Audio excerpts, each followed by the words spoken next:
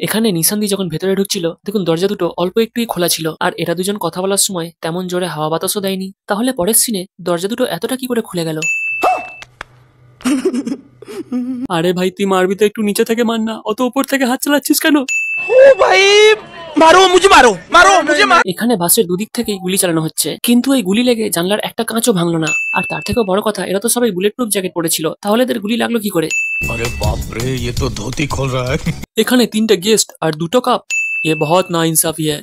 সুটিয়ে লাল করে দেবো না। মিখাইলদা যখন লাথি মারলো দেখুন ওর পেছনে 2টো লোক দাঁড়িয়ে ছিল, তারপর লাভ মেরে যখন চেয়ারের পেছনে চলে আসে তখনও এই লোক দুটো দাঁড়িয়ে আছে। মিখাইলদা চেয়ার তুলে একটা লোককে মেরেও দিল, তাও ওরা কিছু না করে চুপচাপ দাঁড়িয়ে আছে। তারপর ওই লোকটাকে ছুড়ে ফেলেও দিল অন্য লোকের ঘাড়ে, তাও ওরা দাঁড়িয়ে আছে। ওরে ভাই তোরা মারবি তো তাড়াতাড়ি আয় না, কার জন্য অপেক্ষা করছিস? कौन है ये लोग? এখানে এই পুলিশগুলো উপরের দিকে বন্দুক তাক করে কাকে গুলি মারছে ভাই, যেখানে আসল ক্রিমিনাল তো এই নিচে লুকিয়ে আছে। বলেন কি? এখানে আইজির বাঁ দিকে লোকটা বন্দুক ধরে বসে আছে, কিন্তু যখন ক্যামেরা অ্যাঙ্গেল চেঞ্জ হয় দেখুন এই লোকটা আইজির ডান দিকে এসে বসে আছে। এখানে আমরা দেখতে পাই পেছনে 5 জন লোক বন্দুক ধরে দাঁড়িয়ে আছে, কিন্তু এই সিনটাই যখন আমরা মনিটরে দেখি ওখানে তো 4 জন লোক দাঁড়িয়ে আছে। আরে এরা কারা?